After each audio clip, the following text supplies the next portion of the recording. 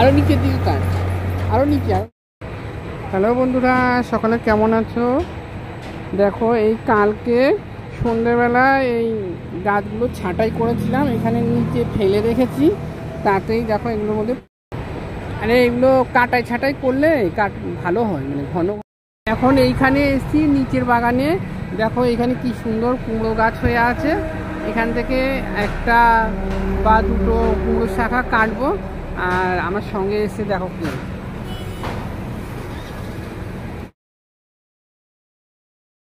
বেশ সুন্দর হয়ে উঠেছে। এর মধ্যে থেকে এখন শাখা কাটতে হবে, শাখা কাটলে তাহলে আবার সেখান থেকে মানে নতুন করে শাখা বেরোবে আর প্রচুর হবে। তুই পারবি? দে আমার কাছে, দে। দাঁড়া দাঁড়া দাঁড়া দাঁড়া, এইখানে কাট, এটা কাট, তাহলে এখান থেকে কাটলে ওই দাঁড়া এখানে কাট, এখানে, হ্যাঁ এখানে কাট, তাহলে ওইখান থেকে আবার নতুন করে শাখা বেরোবে আবার কয়েকদিন পরে। এখন যেহেতু বৃষ্টি হচ্ছে, তো বৃষ্টি হচ্ছে এই, তাহলে আবার নতুন করে শাখা বেরোবে, আবার অনেকগুলো হবে। যেখানে বাদ দিয়ে সেখানে কেটে দেবে লতা, যে এগুলো।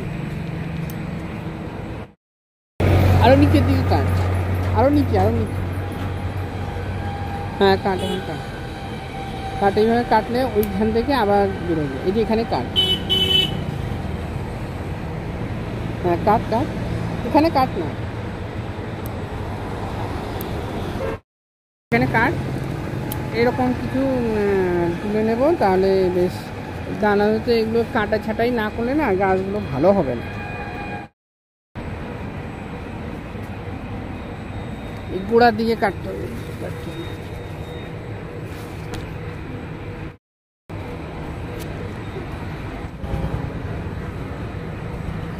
এরকম দেখে দেখে কাট। এই যে এই ডাটাগুলো দেওয়া যাবে।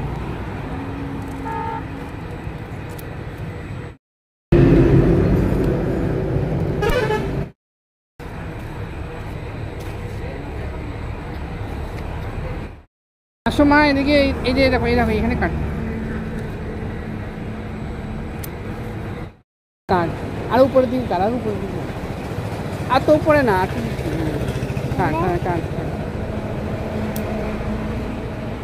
তো আজকে এই কটা নিলাম, হয়ে যাবে আজকে। মা বাবা আবার খাবে না, তো মাছ আনা হয়েছে, সেই মাছ দিয়ে রান্না হবে, হয়ে যাবে।